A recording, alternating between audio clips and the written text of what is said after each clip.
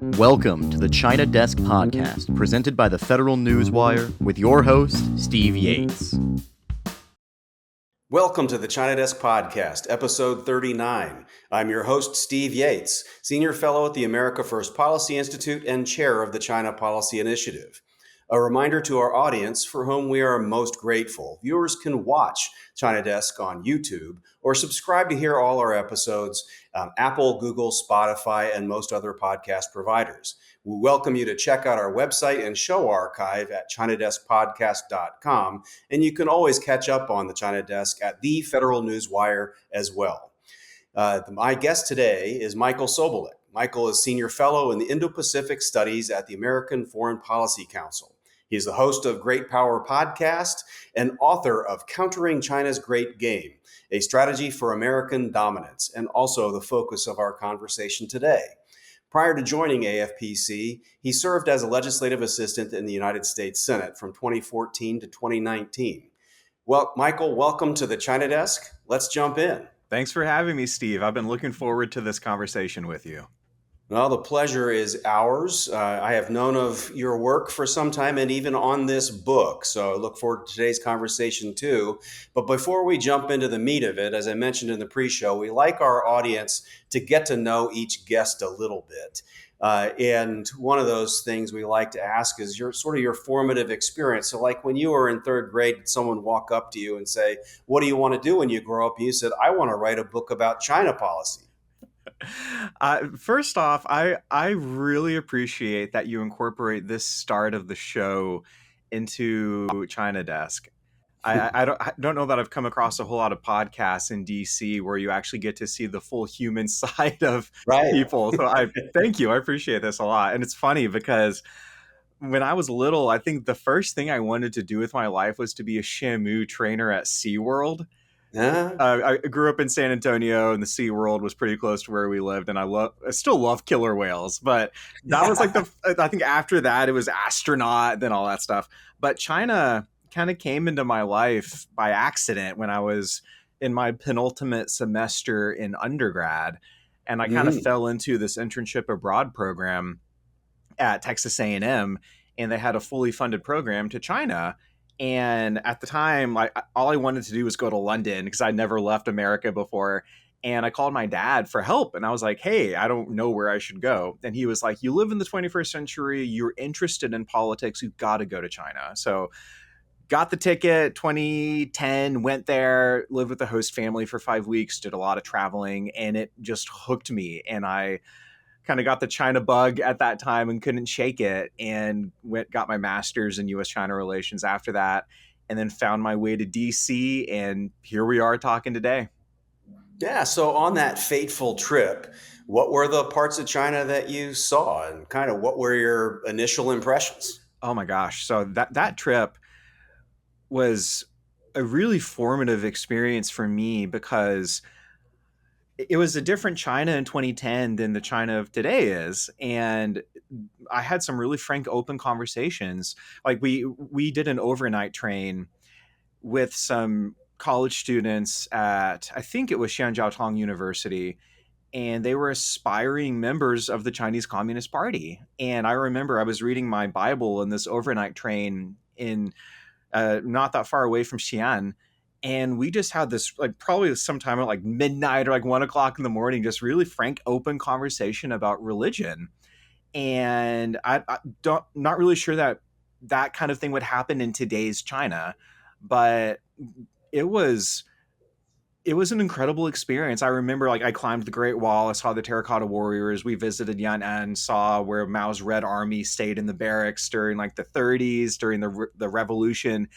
And I think my first impression of China, even before I really understood the Chinese Communist Party and like the national security dynamics between America and China, I really got to experience not only like China's civilizational greatness and how old of a country and civilization it is, but I just got to spend a lot of time with people. Like, we lived with host families, and it was really formative for me. And I just left, again, politics, national security aside, I left with just this deep appreciation and admiration for the country and the people itself. And I'll never forget that first trip.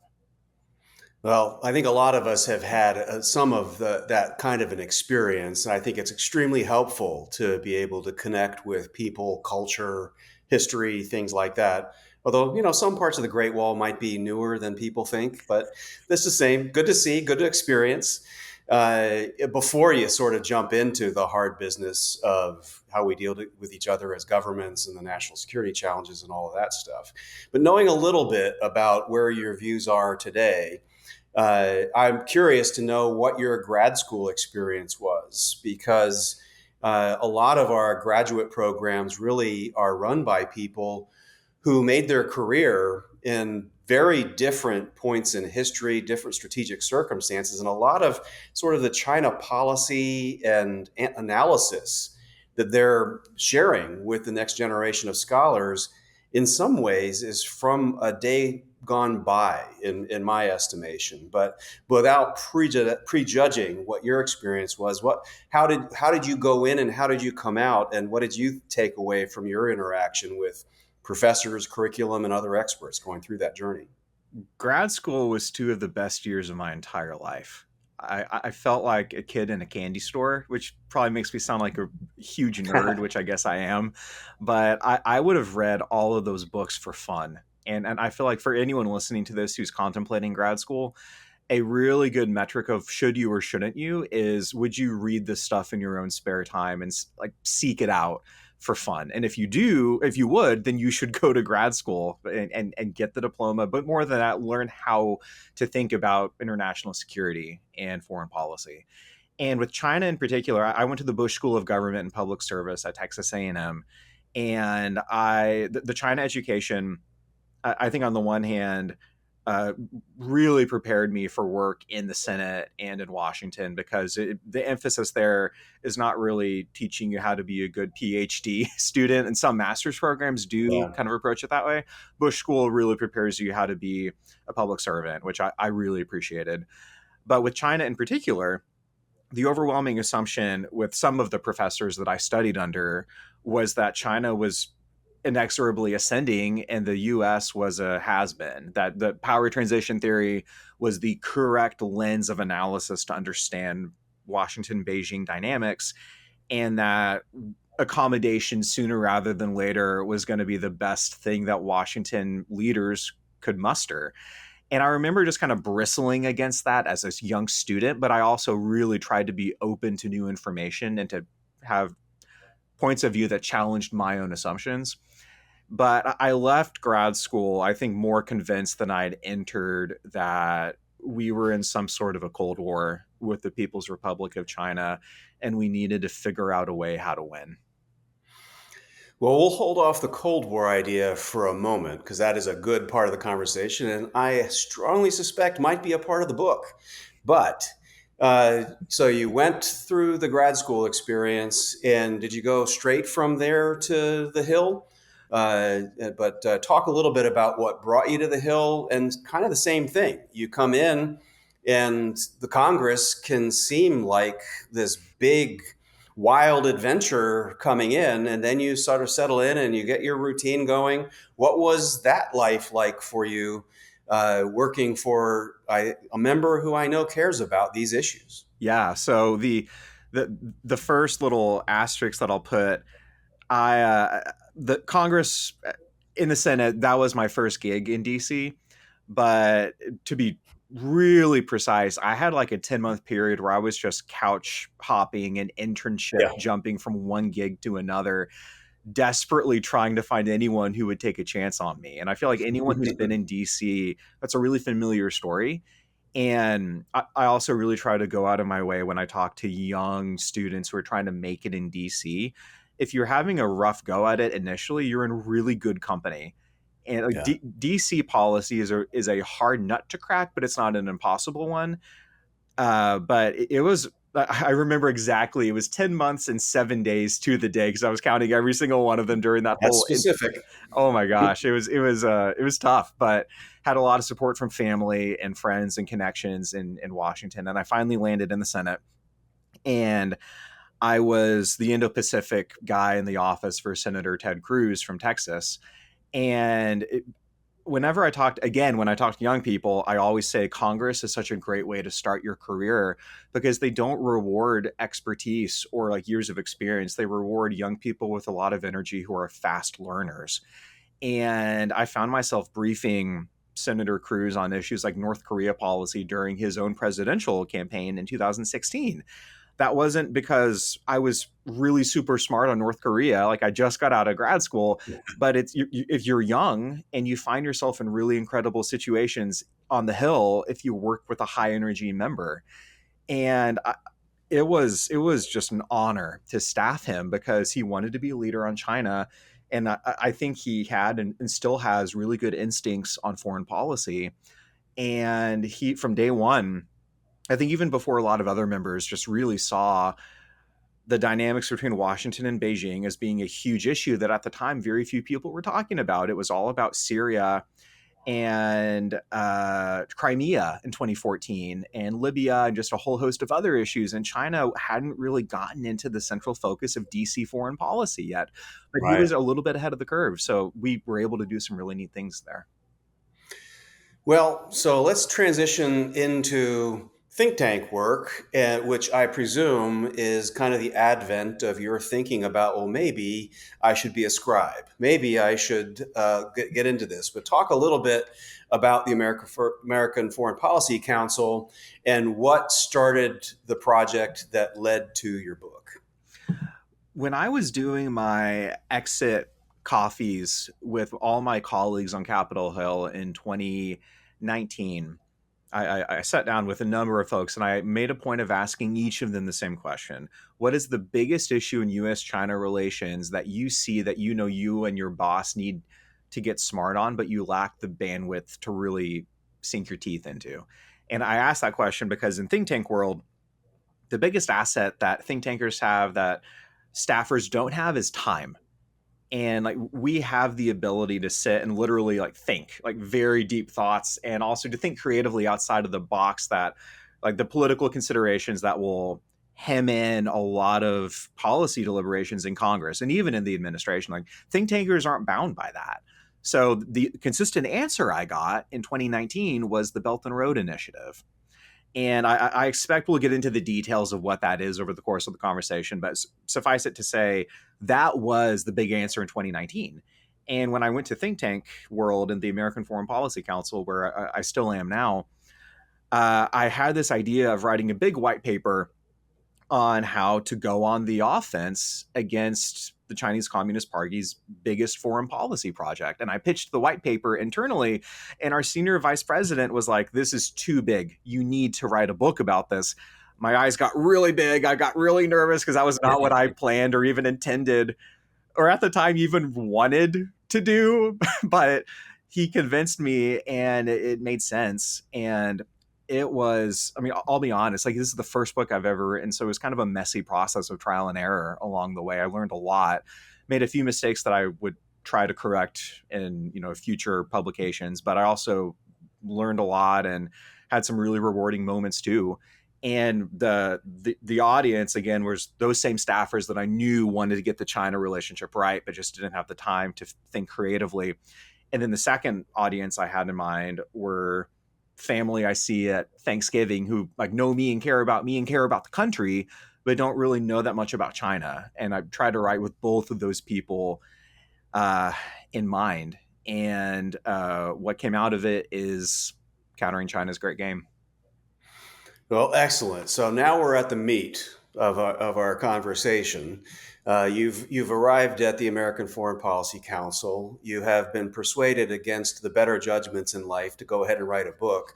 We talk to a lot of authors, and almost all of them regret writing a book afterwards. It feels very cathartic, but they sort of say, if I knew then what I know now about how hard this was, I definitely would have done something different. But we are blessed that it actually did come out. So now we get to partake on the cheap by just going and reading a book. But let's talk a little bit about, before we get at what the core message of the book is, share a little bit about, you said the Belt and Road kind of was a launching frame for how we sort of meet that challenge to go on the offense. I strongly suspect some of the fundamentals of the conversation evolved over time as you were working on the book. So talk a little bit about how that research progressed, what surprised you, what changed that ended up maybe even reshaping the core themes of the book as you worked on it. Yeah. So in 2019, 2020, when I started working on this project, the Belt and Road Initiative, there was beginning to be this question about had funding for the BRI peaked? Because in 2015 or 2016, the amount of money that Beijing was pumping into this project was massive. And maybe before I get too far into it, when we say Belt and Road Initiative, what is that? What do we mean? The BRI is Xi Jinping's pet foreign policy project. And it essentially is his gambit to shift the economic and strategic orientation of the whole world away from Washington in the West toward Beijing in the East. And people primarily will conceive of the Belt and Road in terms of infrastructure because they'll look at either big bridges or soccer stadiums or trade routes that are being constructed. And they'll look at the construction projects and then the trade that follows the construction, and they'll view the success or failure of the BRI primarily on those two metrics. So the big question I had in my head was during COVID and the pandemic, like BRI funding plummeted. And even after we came out of the pandemic, China's approach to foreign aid hasn't really resuscitated to those 2015, 2016 levels. And that's a whole other conversation about the state of China's economy.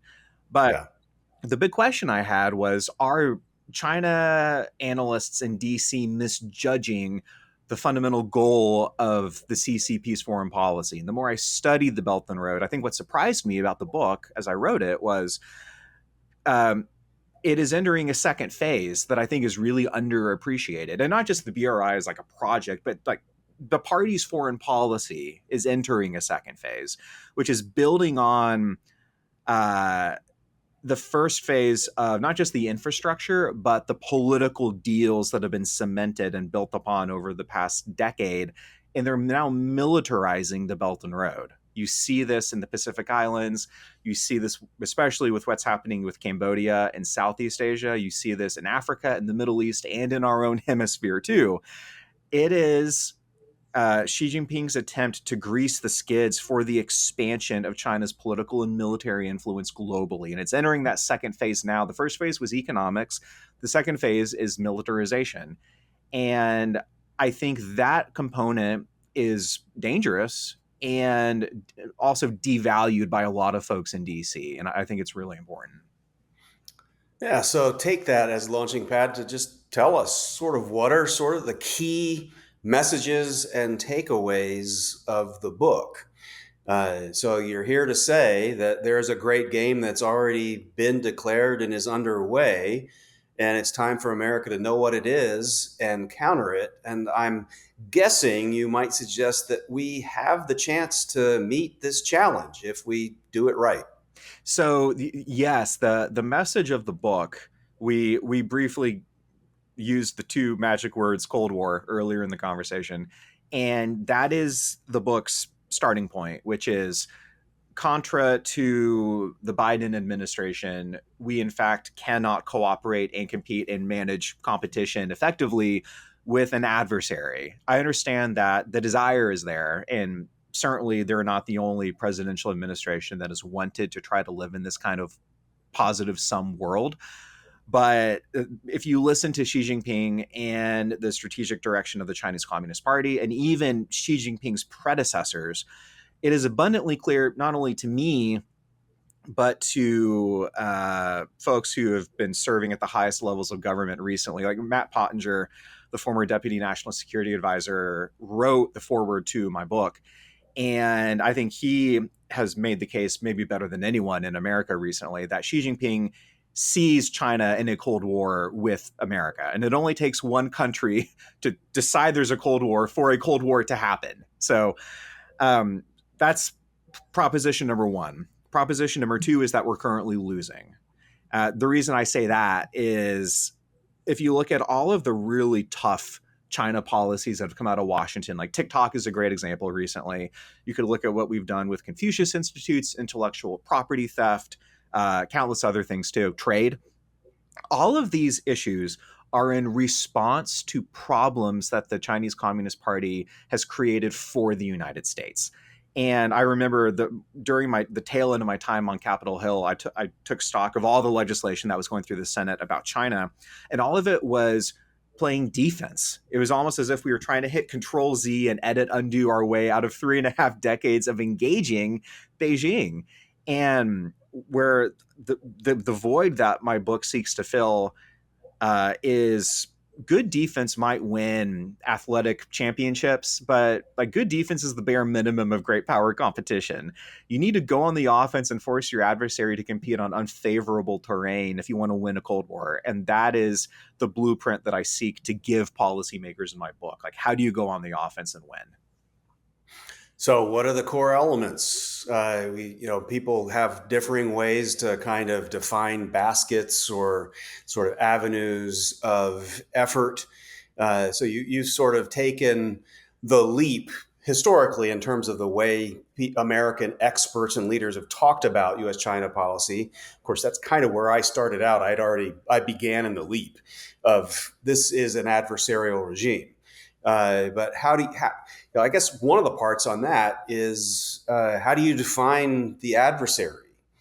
China, the People's Republic of China, the CCP, people talk in different ways. Yes. But with whom are we in this Cold War? This is one of the most important questions in our China policy right now.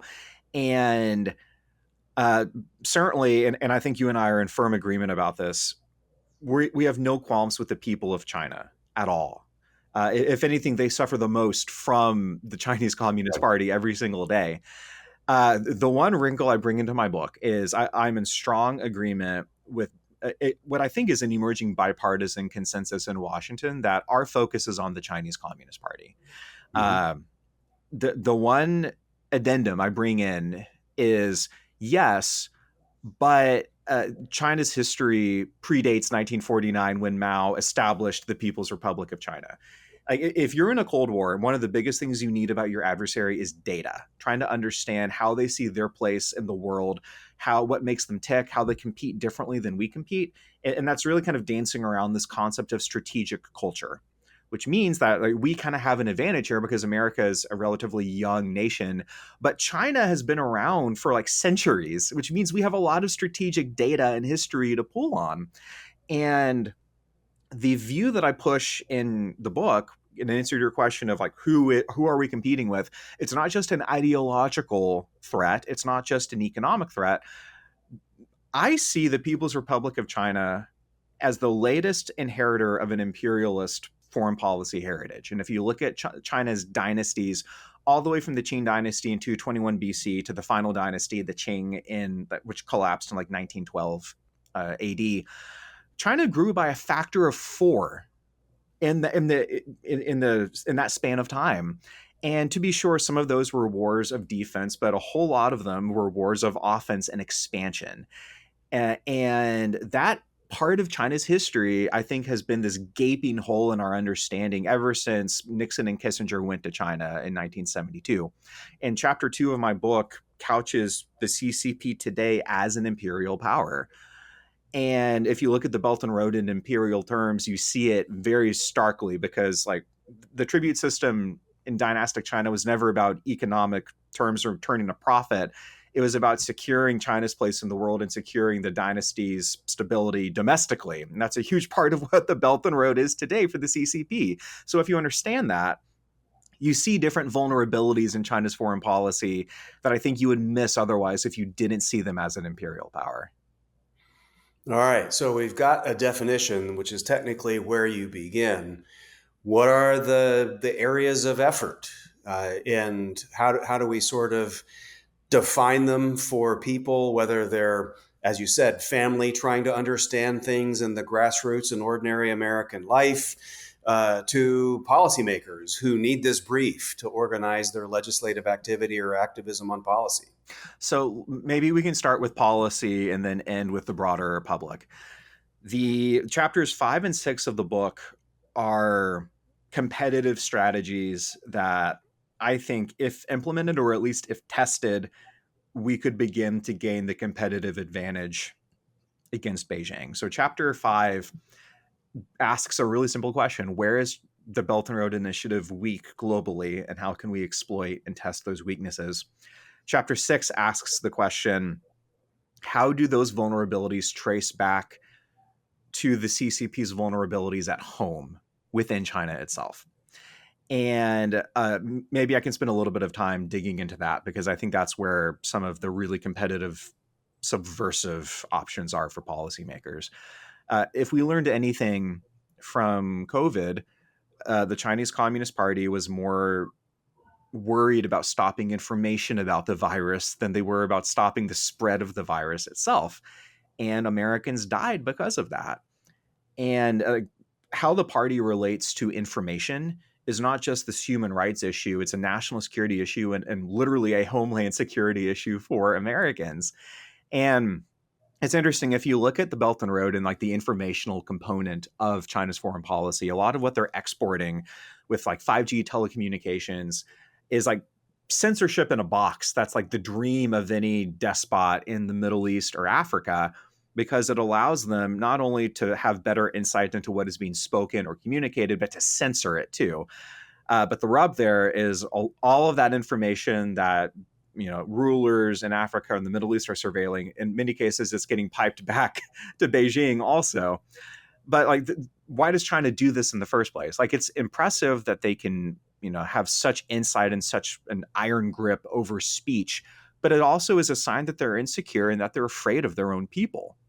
Mm-hmm. So I think it's tempting for Americans to be awed about the power of a lot of these tyrannies, but like, the U.S. government is not afraid of what someone is going to tweet tomorrow, but the Chinese Communist Party is. Let's exploit that and compete there. And the biggest thing that I say in Chapter 6 about this is we need to start making it more difficult and more expensive for the CCP to operate the Great Firewall. And I talked to Matt Pottinger on my podcast about this a couple of years ago on my podcast that you mentioned at the top. And I asked him, were we doing anything when you were in government to do that? And he said, no, nothing at all. There are a whole bunch of issues too with human rights that if we want to get into in the course of our conversation, we can. But I think information is such a low-hanging fruit. Like, just like the Soviets in the first Cold War, we valued free speech, they didn't, and Reagan exploited that to great effect. I think we've got to start doing the same things with the PRC now. Well, I mean, information warfare, ideological warfare, these are things that communist parties going back over 100 years have studied, practiced, prioritized.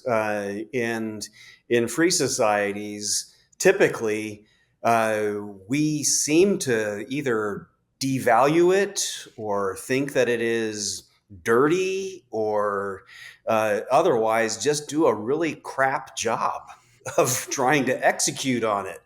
And I and many others have tried to talk up how important it is. After all, this is the way these authoritarian regimes are coming at us. And so you need to learn how to understand and deal with it. And we need to find a way in a free society to do this. In world wars past, some of our allies had done a better job of it. But what's your vision for how American officials and the U.S. government more broadly could be more effective at this information warfare that does kind of put the Chinese on their back feet and have to play some defense without giving them the freebies that our kind of conventional policy has in the past? I think there's going to be a covert and an overt element of information warfare. The covert, I think, is not too difficult for your listeners to imagine. Like, the three-letter agencies need to be at the forefront of testing that field and seeing where the vulnerabilities in the Great Firewall are.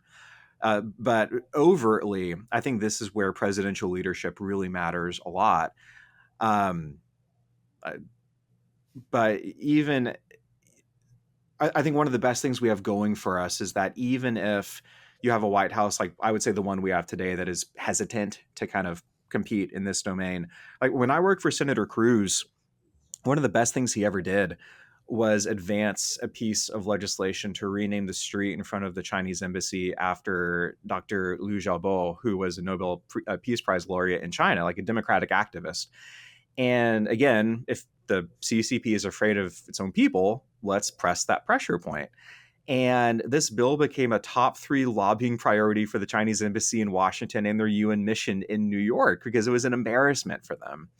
And there was this one meeting that I write about in the book where I get into this interesting 1.5 track diplomacy discussion and as a staffer. And I think the folks on the other side were representatives of China's Ministry of State Security.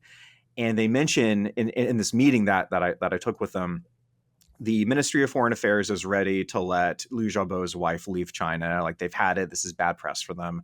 But the Ministry of State Security doesn't take kindly to people challenging the CCP. So, like, if Senator Cruz can back off a little bit and just give us some breathing room, maybe we can fix this. And like what I said at the time, like, that's a problem for Xi Jinping. That's not a problem for Senator Cruz. And I think that mindset is something that our leaders need to accept. It is not on the United States to make allowances for the pathologies of the Chinese Communist Party. Like, that's codependency. Like, we're not going to go easy on an authoritarian genocidal regime just because it makes them feel uncomfortable. If they do feel uncomfortable, that is a sign that your strategy is working. And finding where we have an advantage and pressing it in creative ways, I think, is something that Congress is in a really energetic position to do.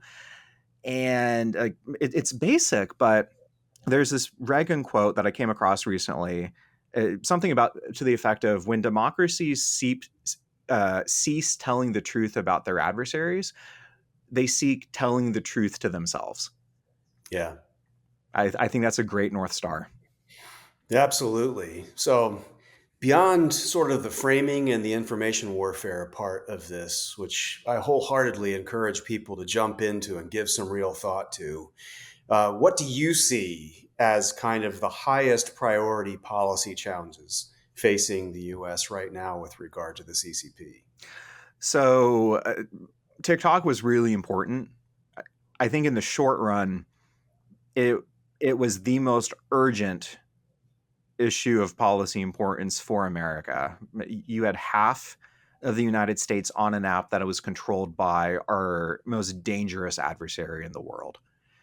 That is a loaded gun pointed at America's head. And I think that Republicans and Democrats on the Hill had every justification in the world to do something about it. But there's a difference between urgent and important. And I think this is one of the challenges that democracies typically find ourselves in with great power competition. We are really good at responding to problems when they are urgent, but getting ahead of the curve is really hard to do. I think that is one advantage that authoritarian regimes have in foreign policy. It's easy to move quickly. Like, they make a lot of self-defeating mistakes in the process, but they have the advantage of speed. And I was talking to former Representative Mike Gallagher a few weeks ago, who used to be the chairman of the Select Committee in the House of Representatives on the CCP. And our final question in the conversation was exactly this: like, how do you get ahead of the curve in great power competition? And his answer was like, listen, I don't love saying this as a member of Congress, but you need presidential leadership to really do that. And like, for the policies that I present in Countering China's Great Game, like, even beyond information warfare, like really having severe economic penalties on China for their genocide against the Uyghurs, and in a way that it's connected to the Belt and Road commerce, going after the corrupt practices of their state-owned enterprises that are building out the Belt and Road globally.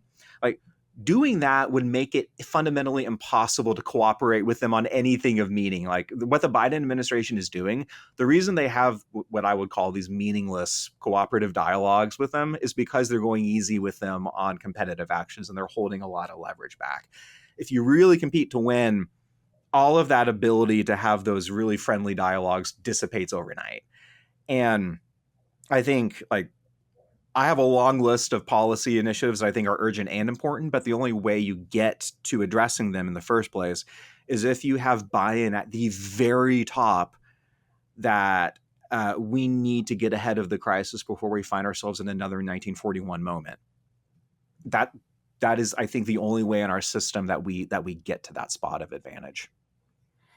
Well, a lot of people don't want to believe we could be at that point. And there's a lot of reasons that we can give about whether we like it or not.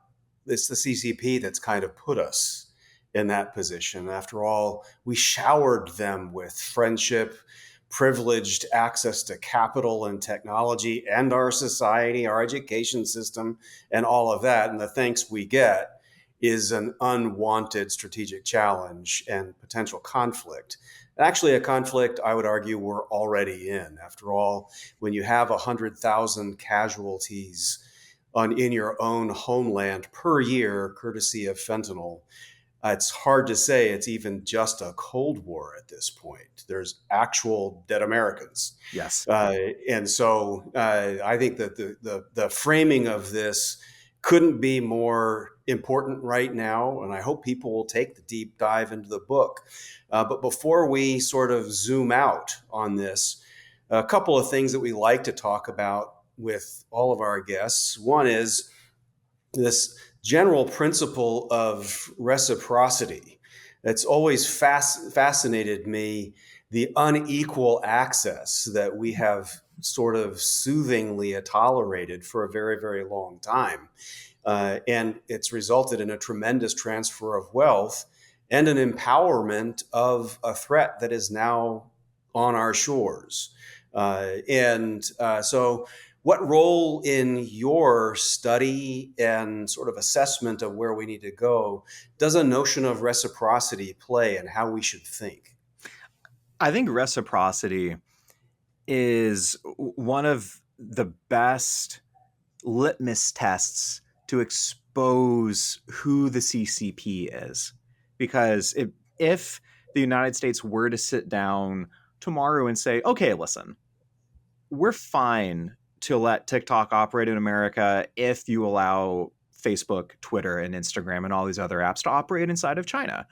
Number one, that's not an exactly fair trade because the US government doesn't control all of those apps, but the CCP does kind of control TikTok. But putting that aside for the moment, if we sat down and said, we can play ball with you guys, you just got to play ball with us, there is no way in a snowball's chance that the CCP would say yes to that deal, which is an illustrative moment. And I think with reciprocity, I think, number one, we have to tell the truth to ourselves that the goal of pushing that line isn't actually to get what we want, because they're just not going to give it to us. Like it is to their own strategic detriment if they were to take a deal like that, because again, they're afraid of speech they cannot control. They're afraid of expression they can't control. So I think the value of talking about the relationship in those terms is that it's so intuitive for Americans to get that, to understand it. Like, well, wait a second. Our economy and our political system is an open book from Washington all the way down to the local level, and it has always been an open book. Yet you come in, you meaning the CCP, you infiltrate our universities, you steal our IP to the detriment not only of like US companies, but jobs everywhere. You flood our country with fentanyl.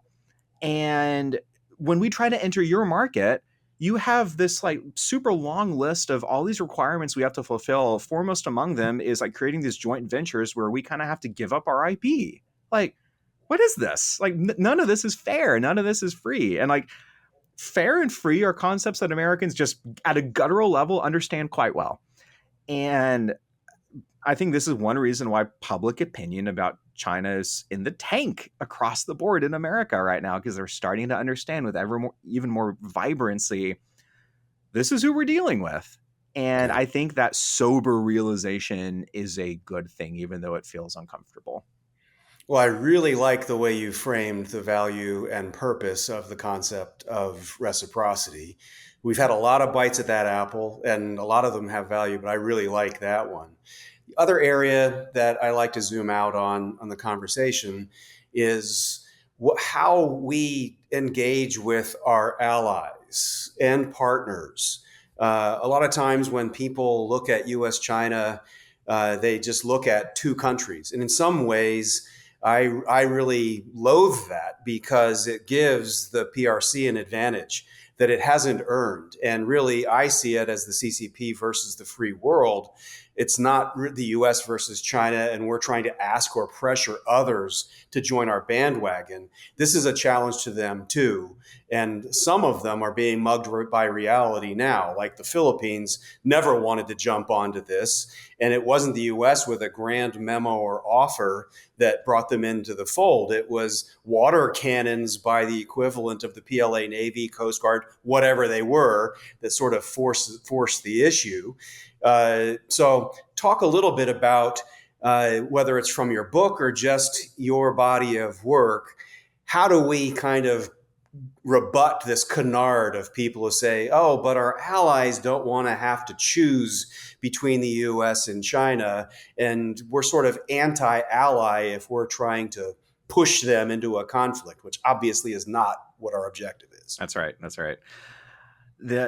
Our network of alliances is what makes the world that we made together so strong and stable. Like, there was this interesting book a few years ago, I think in 2012, that Bob Kagan wrote called The World America Made. And as an American, like, it's a great book, and I love that title, but like, the really honest truth is this is a world that America built together with allies and partners. And when you look at the Philippines in particular, like, they are in the crosshairs of Beijing right now. Like, Beijing is doing in the South China Sea what they will regularly do, which is test the resolve of smaller states. I think it was Yang Jiechi in 2010 who was at this ASEAN Singapore meeting. He had this really famous quote of, there are big countries and there are small countries and there's really nothing you can do about it. Like, it was I think in a closed door meeting, but it was kind of an unguarded moment where he actually told the truth about the PRC. And I mean, I know I've been critical of the Biden administration on the bilateral relationship with China, but I really give them high marks on how they're handling not just our relationship with the Philippines right now, but what they're doing, especially trilaterally with Seoul and Tokyo. The relationship in Northeast Asia among the United States, Japan, and South Korea is in an increasingly strong, unified place. And for any of you listeners who know anything about the historical relationship between Japan and South Korea, it's a testament to some dogged trilateral diplomacy that we're working better together now than we have in the past. A little nudge by Xi Jinping, too, helped out. Xi Jinping has been one of the greatest assets in America's alliances lately. And again, like, a lot of not just the PRC, but authoritarian regimes in general, I think, are sometimes their own worst enemy. And a softer touch probably would have given Beijing a lot more strategic space, but they are driving the allies and partners of the United States who live at the doorstep of China into closer and closer to us. And listen, with something like Taiwan, this is huge because you are absolutely right, Steve. Like, if it's just the US versus China on Taiwan, that is a scary scenario. But if it's us with Japan, with the Philippines, with Australia, that's a lot more stable scenario, not just in the middle of a conflict, but hopefully to deter conflict from even happening in the first place. Exactly right. So, Michael, we could talk endlessly about a lot of different things. I like your work, and I strongly encourage people to check out the book. But as we are working toward a close, tell our audience where they can go to get your book and where they should go to follow your quips and analytical insights for the day. Thank you. So for the book, Countering China's Great Game, I would recommend picking it up on Amazon. They had some stocking issues before pre-release. I think it's sold out a couple of times, but they've restocked, so you should be able to get it with Prime shipping now. In terms of following my book or my work in general, I tweet way more often than I should. So if you Twitter or X, whatever we're calling it these days, you can find me. My handle is @MichaelSobolik. And if you really want to dig into some of my more long form analysis, just hop on AFPC.org, which is American Foreign Policy Council's website, and you can see my deeper ruminations and thoughts there. Excellent. Well, to our audience, if you've enjoyed today's China Desk conversation, please tell your friends, consider subscribing, and visit ChinaDeskPodcast.com. Thank you for joining, and a special thank you to Michael Sobolik for sharing his perspective. Until next time, I'm Steve Yates, your host here at the China Desk. Thank you for listening to the China Desk podcast, presented by the Federal Newswire and hosted by Steve Yates. Check out the Federal Newswire's family of websites, as well as their social media stream.